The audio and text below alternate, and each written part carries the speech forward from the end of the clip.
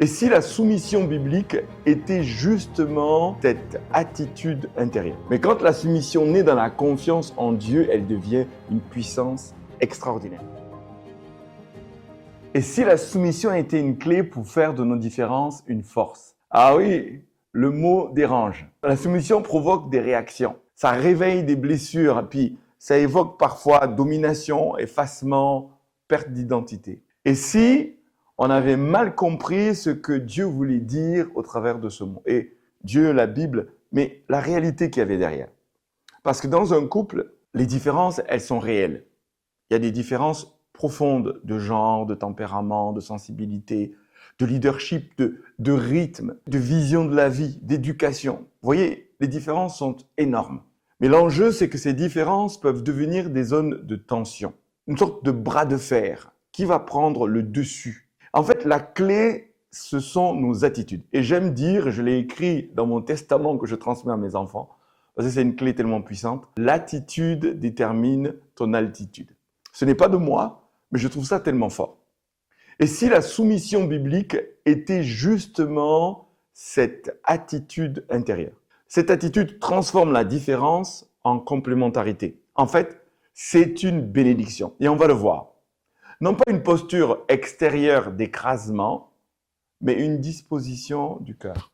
Une attitude d'honneur. En fait, l'enjeu, c'est le respect. L'enjeu, c'est la reconnaissance. L'enjeu, c'est finalement de regarder à Jésus. Si on regarde à Jésus, c'est notre modèle et c'est le modèle parfait. Il est soumis à ses parents, il est soumis au Père Céleste et pourtant, il est l'homme le plus fort qui ait jamais marché sur cette terre. Sa soumission ne l'a pas diminué, elle a révélé sa maturité. Avant d'être soumise à son mari, une femme est appelée à être soumise d'abord à Dieu. Ressembler à Jésus dans cette logique de soumission à Dieu, mais qui est bon et qui est profondément bon. Comprendre son plan, c'est honorer sa sagesse. Il a voulu cela, mais vous allez voir qu'il y a une réciprocité. Respecter son ordre, c'est très important. La soumission conjugale ne veut pas être signe de l'enracinement dans une soumission qui est hors de Dieu. Non, sinon elle devient peur, manipulation, destruction, et ça, on n'en veut pas, et Dieu non plus. Mais quand la soumission naît dans la confiance en Dieu, elle devient une puissance extraordinaire. Quand on comprend la soumission comme une attitude intérieure, mais ça change tout. Parce que la vraie soumission ne nous diminue pas. Elle active quelque chose en nous et dans notre partenaire. Elle laisse de la place. La soumission crée un espace dans lequel l'autre peut respirer, grandir, se déployer. Et cela même dans le temps. Dans beaucoup de couples, les différences deviennent des luttes de territoire. Qui a raison? Qui aura le dernier mot? Qui décide enfin? Vous savez, c'est une lutte de pouvoir, un duel. Mais la soumission biblique ne parle pas d'infériorité, ça parle d'honneur en fait. Et l'homme doit honorer sa femme. Honorer, c'est reconnaître la valeur. Je reconnais la valeur que Dieu a déposée dans l'autre. Et quand une femme choisit d'honorer son mari, elle n'est pas en train de s'effacer, elle est en train d'activer. Elle est en train d'activer son appel, elle est en train d'activer ses dons, elle les appelle, elle est en train d'activer ses capacités, son rôle. Elle est en train de lui demander d'être ce que Dieu a toujours voulu qu'il soit, quelque chose de très puissant. Dans le regard d'une femme qui est dans cette posture, elle dit « Je crois en ce que Dieu a mis en toi ». Ce n'est pas de la flatterie, ce n'est pas de la manipulation, c'est une posture intérieure qui crée un climat. Et ce climat permet à l'homme d'entrer plus pleinement dans sa responsabilité. Quand j'honore et que j'élève l'autre, j'affirme ma sécurité intérieure, je sais ce que je vaux. Une femme soumise à Dieu n'est pas une femme écrasée, c'est une femme ancrée. Elle ne s'efface pas, elle choisit. Et ce choix élève le couple. Parce que dans le regard de la personne qu'on aime le plus, on se construit. On ne se détruit pas, on se construit. Beaucoup d'hommes portent des blessures, elles sont invisibles. Mais quand un homme sent dans le regard de son épouse de l'honneur, de la confiance, de la foi, en fait, ça produit un relèvement, ça produit de l'espérance, un élan pour pleinement occuper et devenir ce qu'on doit devenir. Et des fois même, c'est un processus et ça demande du temps. Je voudrais vous donner un témoignage personnel.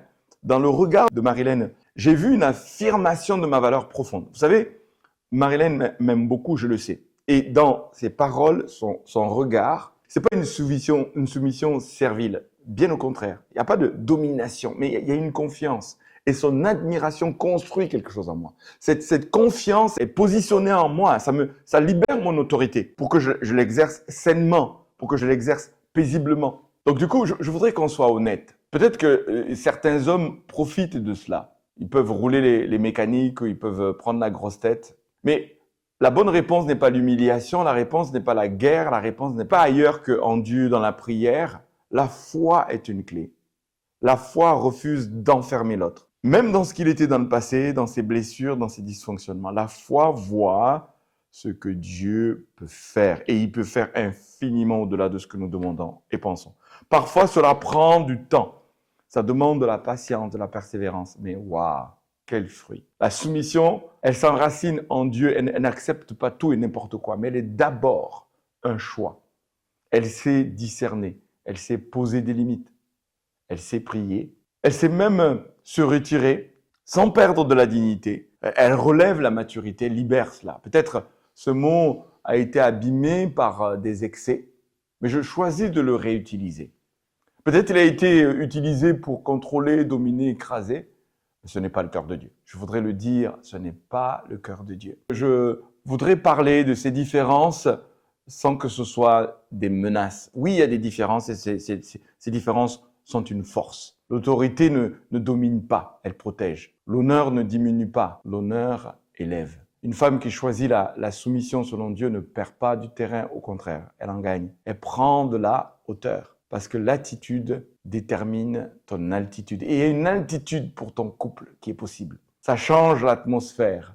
Le couple respire, le couple est libéré, il peut vivre une vraie unité. La soumission n'est pas une faiblesse. Non, je voudrais dire avec force. En fait, c'est une capacité, un empowerment dans un terme anglais. Mais c'est maîtrisé, c'est donner de la force au couple. Une force qui choisit d'élever, une force qui choisit de croire, une force qui choisit d'honorer. Et peut-être que la vraie révolution dans les couples, elle commence pas par vouloir changer l'autre, mais par transformer son cœur, son attitude personnelle. Parce qu'une attitude juste peut transformer toute relation. Vous savez, j'ai déjà fait une vidéo sur Joseph. Voilà un homme qui n'a pas eu peur de porter l'autre, d'avoir un regard aimant sur une femme sur qui Dieu a porté la lumière. Je voudrais vous encourager à vraiment faire de vos différences une force par des attitudes qui mutuellement vous conduisent à vous élever, vous bénir et trouver une unité qu'on trouve seule en Dieu.